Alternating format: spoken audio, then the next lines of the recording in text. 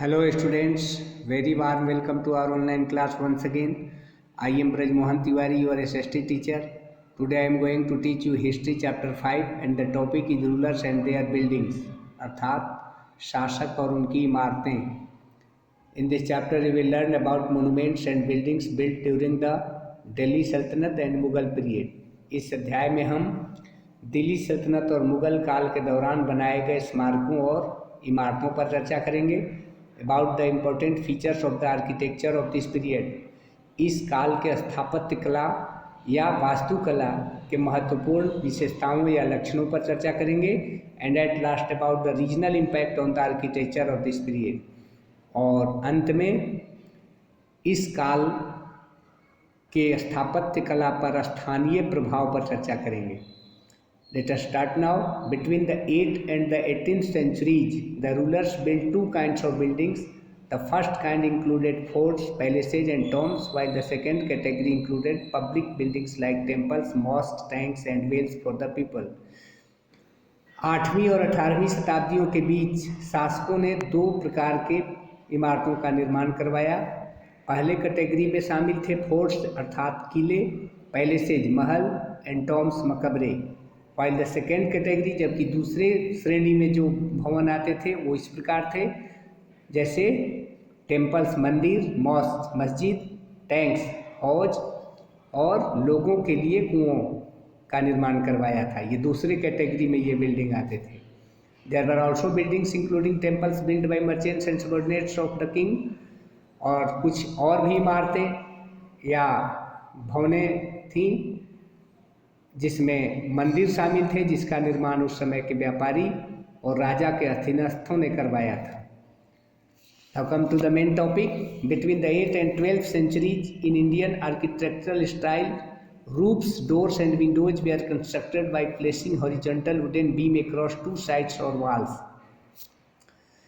8वें और 12वीं शताब्दियों के बीच जो भारतीय स्थापत्य कला के जो स्टाइल थे जिसमें रूप्स होते थे, दरवाजे होते थे और खिड़कियाँ, इनका निर्माण करवाया गया उन स्थानों पर जो पहले से हॉरिजॉन्टल वुडन बीम होते थे लकड़ी के क्रॉस टू साइड्स और वॉल्स.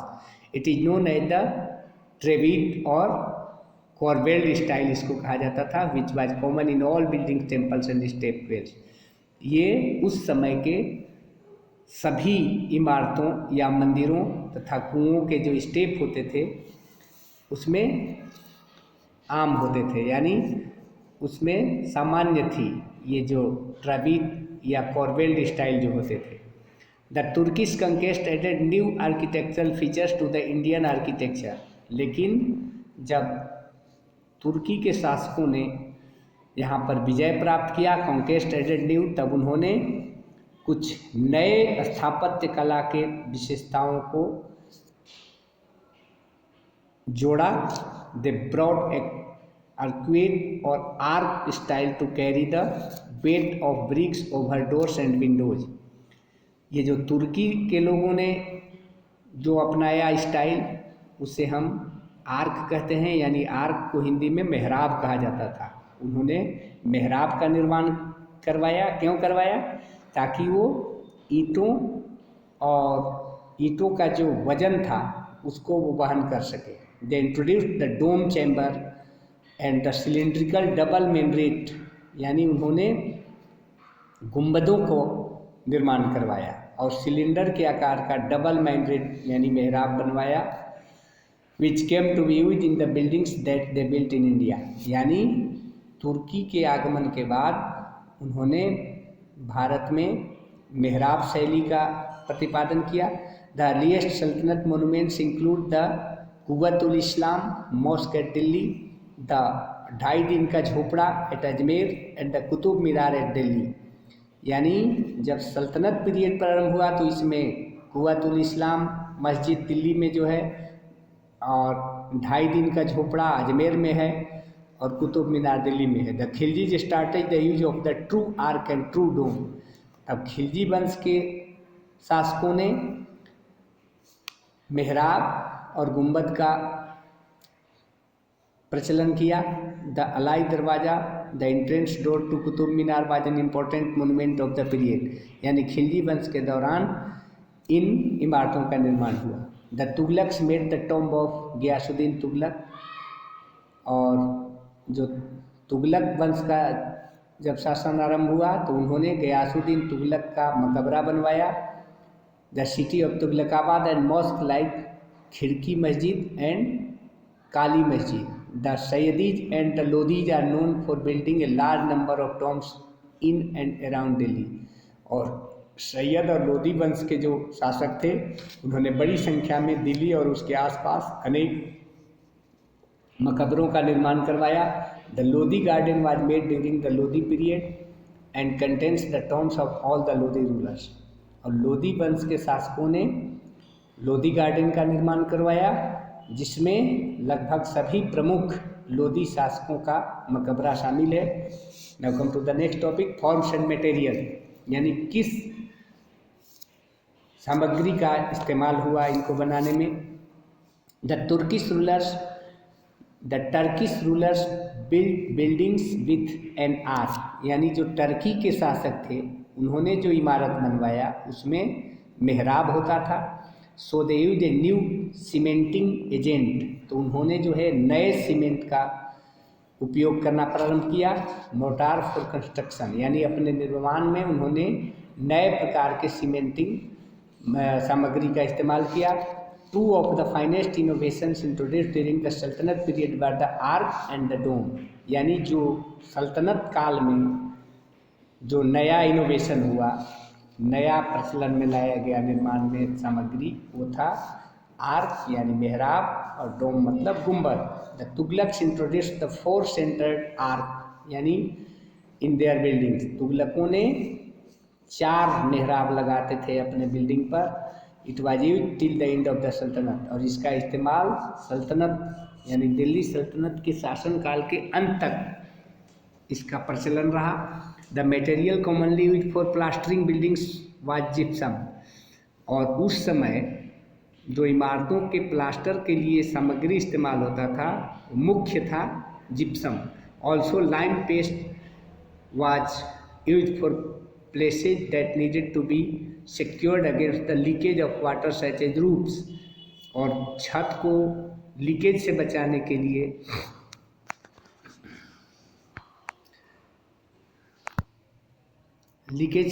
के लिए लाइम पेस्ट यानी चूना पत्थर का इस्तेमाल होता था।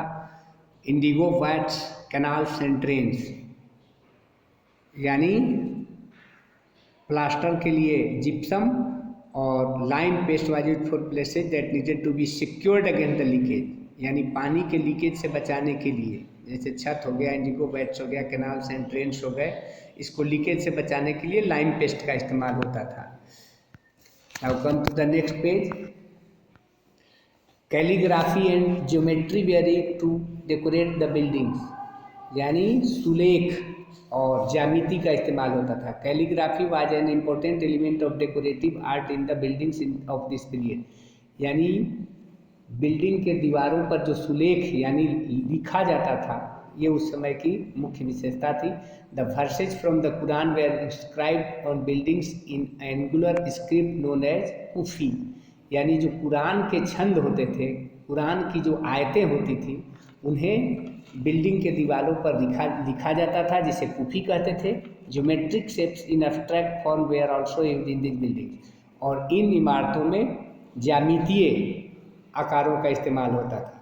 Now come to the next topic, Mughal architecture, यानी मुगल स्थापत्य कला या वास्तुकला। स्थापत्य कला और वास्तुकला क्या है, यानी इमारतों का जो निर्माण होता था उसे हम स्थापत्य कला कहते हैं। अर्ली पीरियड यानी प्रारंभिक काल। The founder of the Mughal empire Babur did not have enough time to devote to big architectural projects, यानी जो मुगल वंश का संस्थापक था बाबर, उसके पास इन स्थापत्य कला परियोजना को पूरा करने के लिए पर्याप्त समय नहीं था। He nevertheless laid out several gardens in India, इसके बावजूद उसने भारत में अनेक बागों का निर्माण करवाया। Humayun's long contact with Persian culture can be seen in the designing and execution of his tomb under the supervision of his wife Hamida Banu Begum. लेकिन जो हुमायूं था वो पर्शिया की संस्कृति से जुड़ा हुआ था, वहाँ से वो प्रभावित था, तो उस वजह से उसकी पत्नी ने, जो हमीदा बानो बेगम थी, वो जो टॉम यानी मकबरा का निर्माण कराया, उसके डिजाइन में उसकी पत्नी का मुख्य भूमिका थी।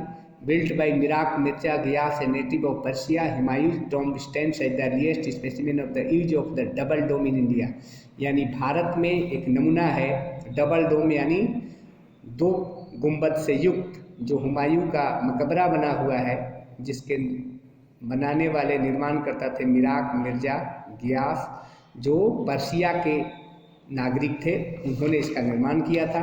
Sher Shah constructed one of the most beautiful mausoleum of its time in Sasaram town of present day Bihar. यानी आज का जो बिहार है उसका एक नगर है सासाराम, वहाँ पर शेर शाह सूरी ने एक बहुत ही सुंदर मौसोलियम यानी मकबरे का निर्माण किया था। The monument was surrounded by a huge water tank. ये जो मकबरा है सासाराम में, ये पानी के तालाब से घिरा हुआ है। Now come to the next topic, Akbar's period, यानी अकबर के काल में स्थापत्य कला का विकास कैसे हुआ। Akbar's reign can be taken as the formative period of Mughal architecture. यानी अकबर के काल को मुगल स्थापत्य कला का रचनात्मक काल कहा जा सकता है। It represents the finest example of the fusion of Indo Islamic architecture. यानी अकबर के काल में इंडो इस्लामिक आर्किटेक्चर का फ्यूजन हुआ, यानी मिलन हुआ, यानी भारतीय और इस्लामिक स्थापत्य कला का मिश्रण हुआ। The architecture of the reign of Akbar represents the growth of indigenous techniques and the selective use of the architectural feature of other country.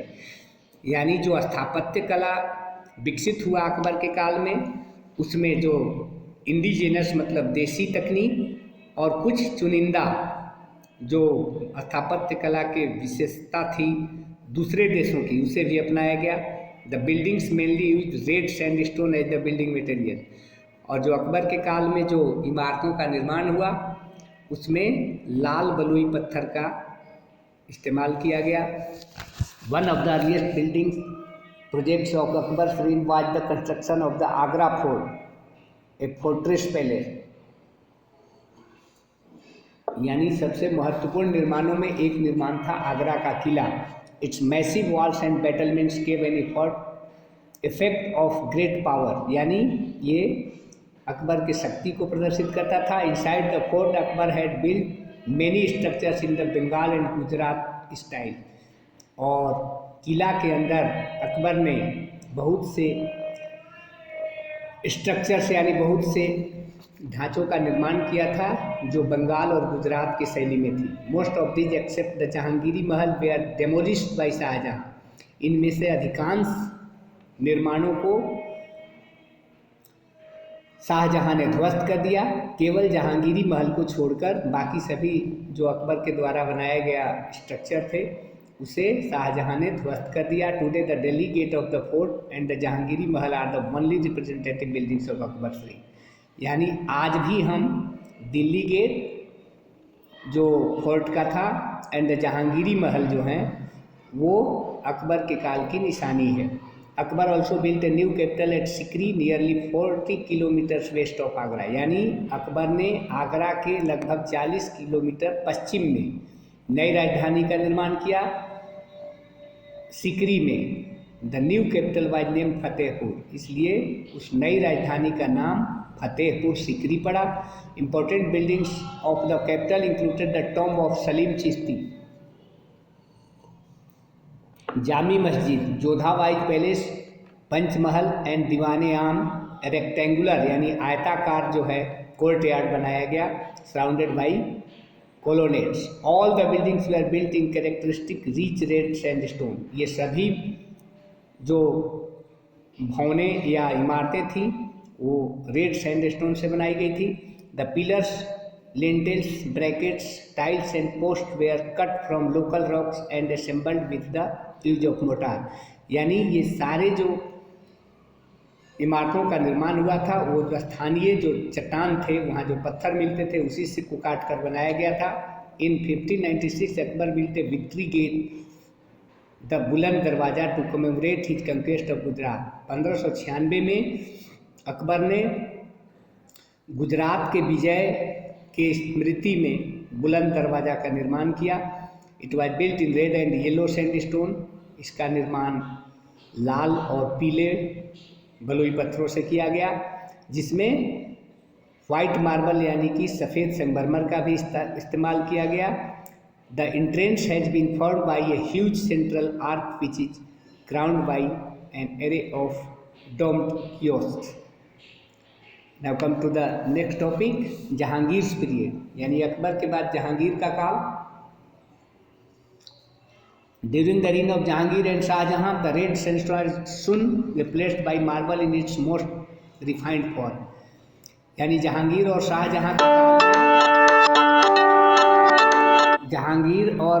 Shahjahan के काल में लाल बलुई पत्थर की जगह पर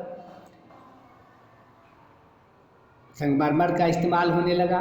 In the buildings from the latter half of Jahangir's reign, a new style of decoration called pietra dura was adopted. और जहांगीर के शासनकाल में जो डेकोरेशन यानी साज शैली का जो नया स्टाइल प्रारंभ किया गया, जिसको पीट्रा ड्यूरा कहते थे, उसको अपनाया गया।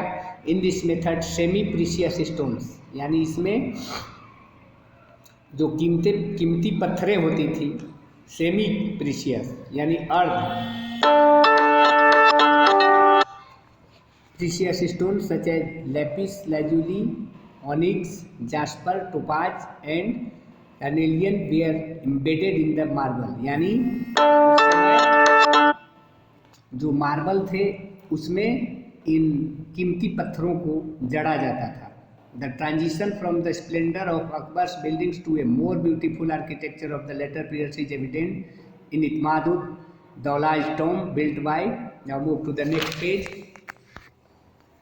Noorjahan for the her father यानी अपनी पिताजी के लिए नूरजहाँ ने अपने पिता के लिए इमाद-उद-दौला का मकबरा बनवाया था, जो कि एक बहुत ही भव्य प्रस्तुति थी।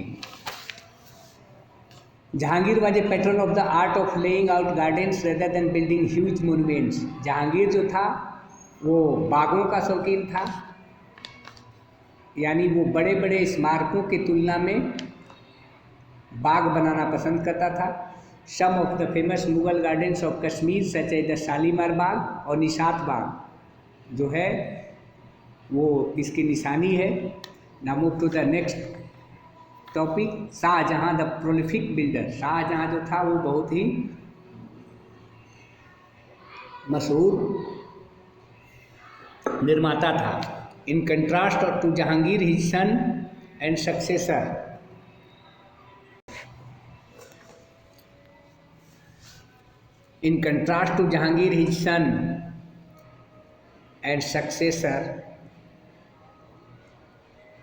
Shahjahan was a prolific builder।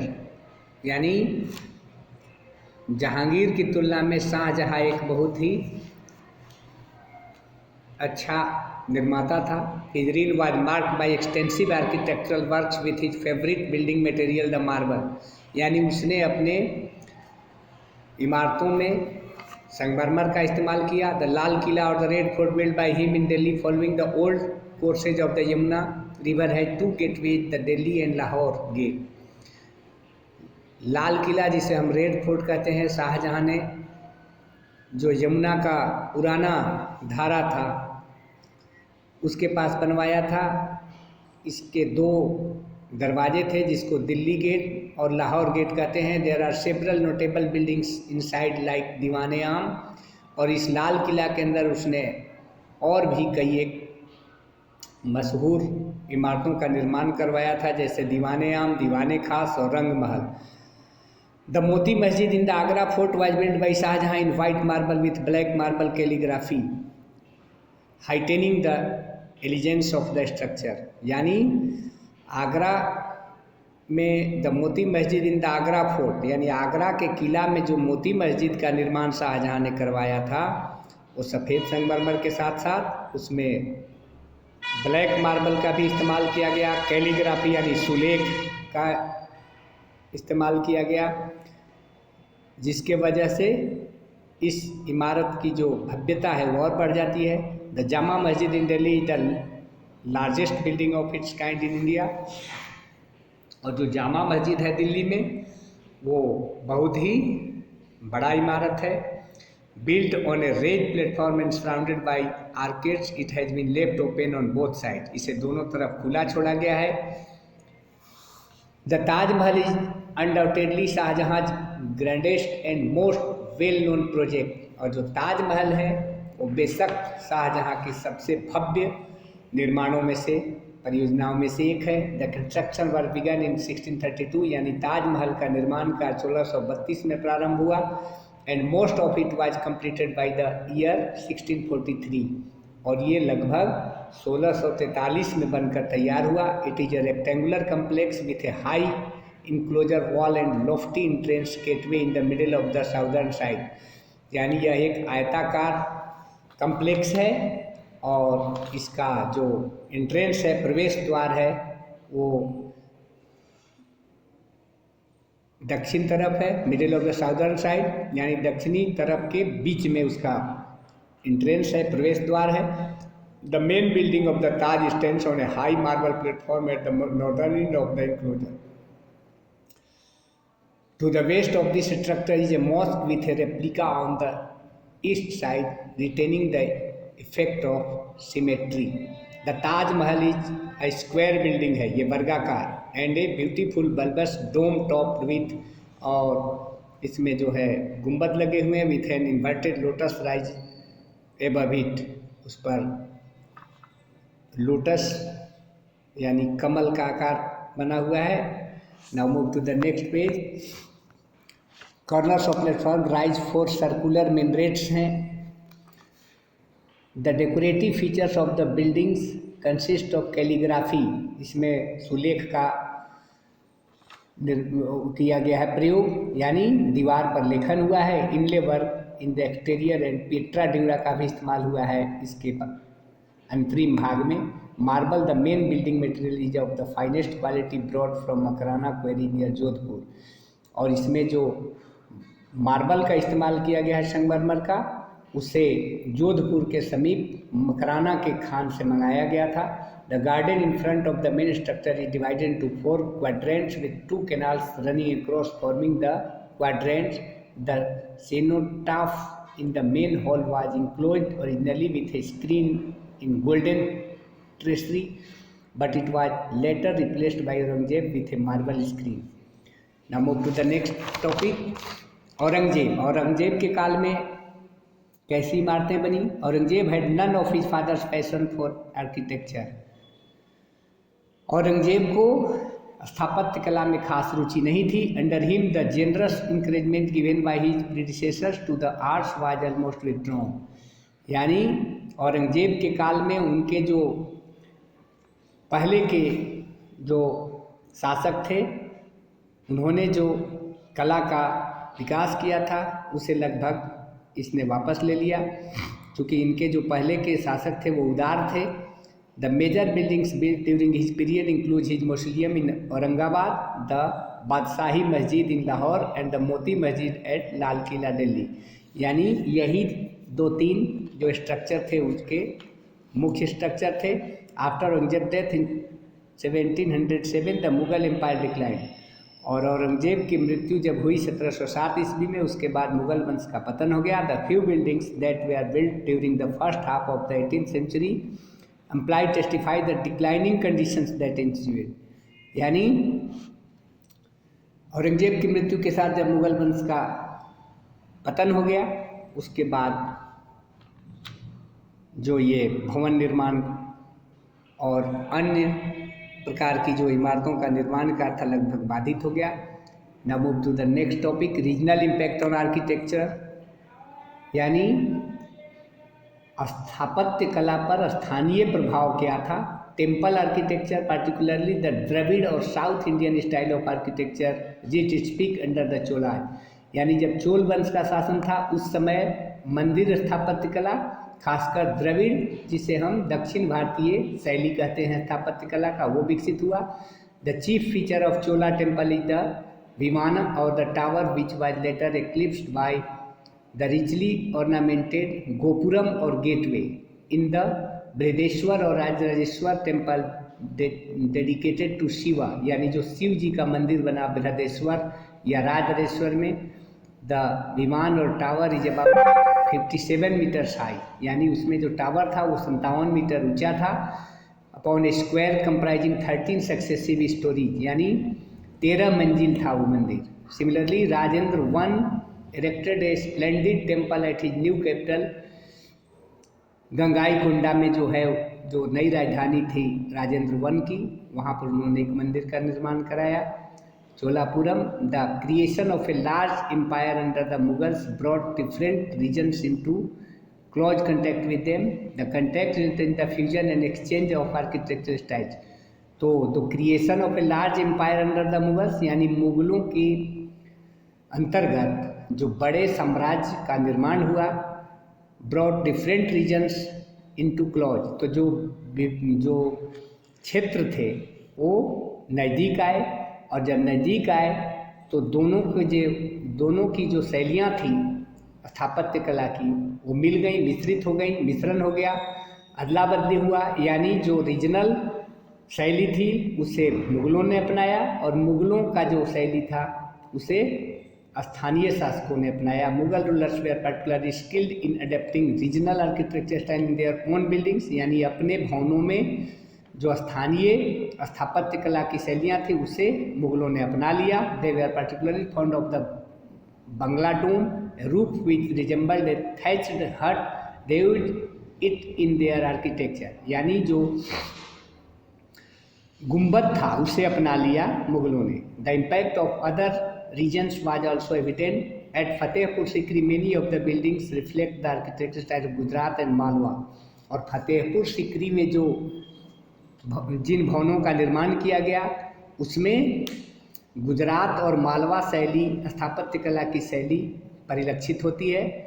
Now move to the next topic, tank and step wells, यानी हौज और कुओं के जो स्टेप थे वो कैसे थे।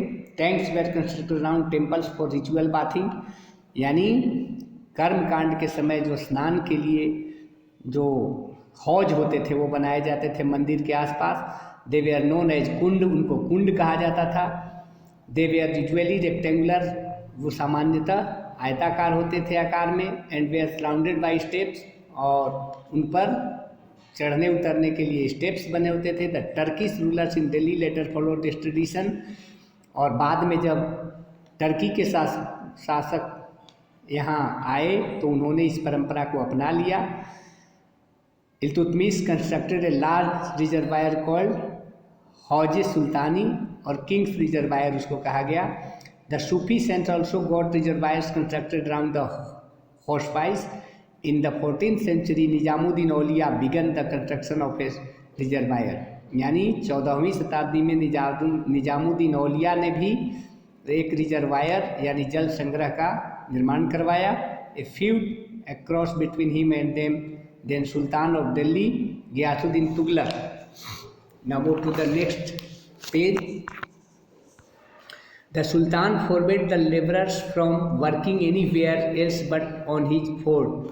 जो सुल्तान था वो उस समय के जो मजदूर होते थे उनको अन्य कहीं भी काम करने से मना कर दिया, और सभी मजदूरों को वो अपने महल में काम पर लगाया। And palace buildings through out the day, यानी दिन भर जो है वो जो सुल्तान था वो अपने महल में इन मजदूरों को काम पर लगाया था। This labourers work quickly on the tanks for Nizamuddin Auliya at night, लेकिन यही मजदूर जो है चुपके से रात में जाकर निजामुद्दीन औलिया के लिए हौज का निर्माण करते थे। यानी निजामुद्दीन औलिया और गियासुद्दीन तुगलक के बीच में झगड़ा था, और इस झगड़ा के वजह से जो सुल्तान था वो इन मजदूरों को कहीं और काम करने से रोकता था, लेकिन दिन भर जब वो काम कर लेते थे मजदूर, तो रात में जाकर निजामुद्दीन औलिया के फौज में काम करते थे। The sultan got furious and order that there would be no sale of oil to Nizamuddin Auliya. और तब ये जो सुल्तान था गयासुद्दीन, वो क्रोधित हो गया और order that there would be no sale of oil to, और ये आदेश दिया कि निजामुद्दीन औलिया के लिए कोई भी तेल की बिक्री नहीं करेगा। यानी जब तेल नहीं होगा तो रात को बत्ती नहीं जल पाएगी, तो काम कैसे होगा। इस वजह से उसने निजामुद्दीन औलिया के काम को बाधित किया।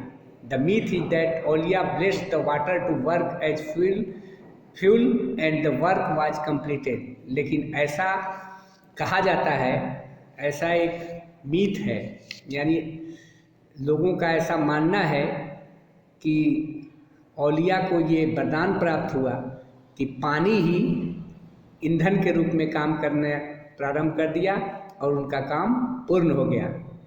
ऐसा एक मिथक है। Since then the water from this tank is considered miraculous. इसलिए उस समय से, सिंस देन यानी जब निजामुद्दीन औलिया का काम उस पानी को ही तेल के रूप में यानी ईंधन के रूप में इस्तेमाल करके जब किया गया, तो इस कुंड के पानी को चमत्कारी माना गया।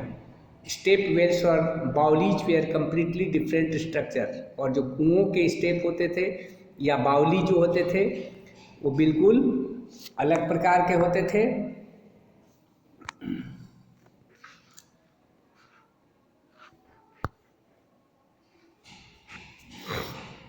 I think you will have understood the concept of the chapter.